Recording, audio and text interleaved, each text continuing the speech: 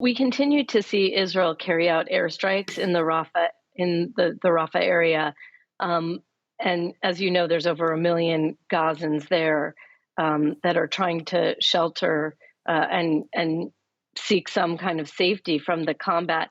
There's a lot less active combat in the Gaza Strip right now, but Israel still believes that it needs to go into Rafah and you know confront Hamas's last 4 brigades there.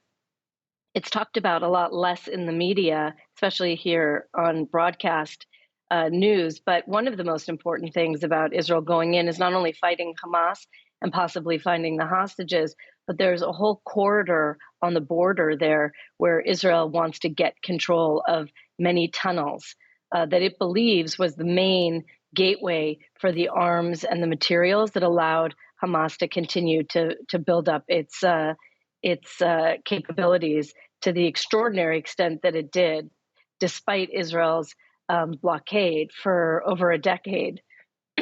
So Israel wants to go there, and it appears that Israel is getting ready.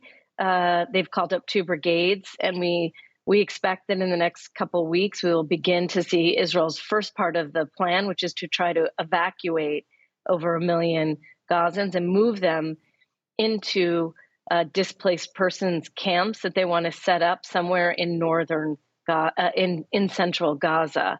So we'll have to see how that plan works. If people move up, how long it takes. It's still a big question mark if Israel can actually effectively move a huge civilian population further north, and if they can be adequately cared for in these displaced camps, that is with food and electricity and water. It's a plan that Israel continues to talk about with the United States. And, only with the effective evacuation of the civilians will, I think, Israel move forward on a major military campaign. Having said that, it's certain that there's going to be tens of thousands of civilians left there, even if the majority leave.